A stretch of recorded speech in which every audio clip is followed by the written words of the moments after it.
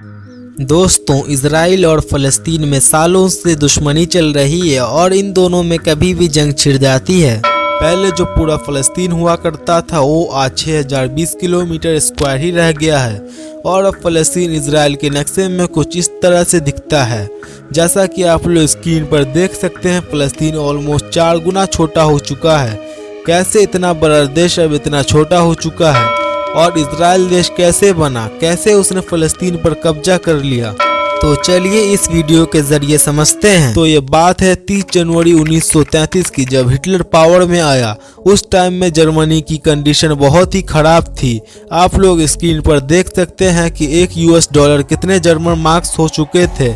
लोगों को छोटे से सामान खरीदने के लिए भी पैसों को ठेले पर लाद कर ले जाना पड़ता था, जिसकी करेंसी वैल्यू बहुत ही कम थी। हिटलर 1919 में पावर में आना शुरू हुआ जब वो जर्मन वर्कर पार्टी ज्वाइन किया। धीरे धीरे वो अपनी समझदारी से उस पार्टी का लीडर बना और पॉपुलैरिटी हासिल की। जर्मनी में नाजी पार्टी के मेंबर और जर्मन आर्यंस ज्यूज से बहुत ही नफरत करते थे। हिटलर के पीरियड में लगभग 60 लाख ज्यूज मारे गए। ज्यूज को इस तरह की गाड़ी में मारा जाता था जिसे फ्रेट कार्स कहा जाता था, या फिर उन्हें इस तरह के रूम में बंद कर दिया जाता था जिसे गैस चैम्बर्स कहा जाता है। पर जो आप लोगों को सर्कल दिख रहा है, उस सर्कल से गैस रिलीज किया जाता था और ज्यूज लोग घुटकर मर जाते थे। इस तरह पोलैंड में 30 लाख लोगों को मारा गया, 10 लाख लोगों को ऑश्विट्ज़ में मारा गया। इसी इंसिडेंट को होलोकास्ट का नाम दिया गया।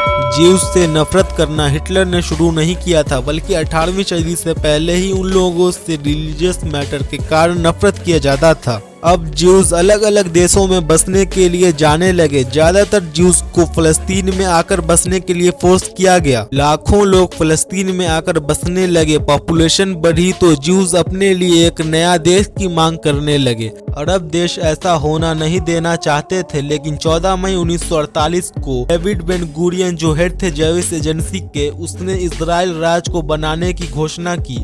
अमेरिका के प्रेसिडेंट हैरी एस ट्रूमन ने उसी दिन नए राज्य को मान्यता दे दी और इजराइल देश बन गया। अरब देश जो पहले से खुश नहीं थे इजराइल को बनने से, उन्होंने उसी महीने इजराइल पर हमला कर दिया। ये जंग 9 महीना 3 हफ्ता और 2 दिन तक चला। फ़लस्तीन, इजिप्ट और सीरिया इजराइल से हार गए थे।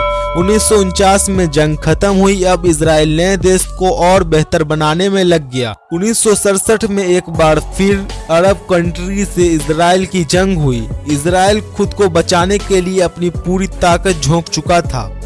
इजराइल ने 6 दिनों में 8 देशों को हराया, जिसे 6 डे वॉर भी कहा जाता है।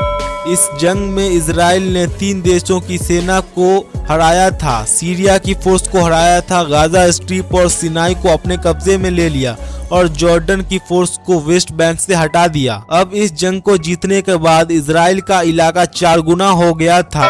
और जानने के लिए एसएससीएस को सब्सक्राइब करें।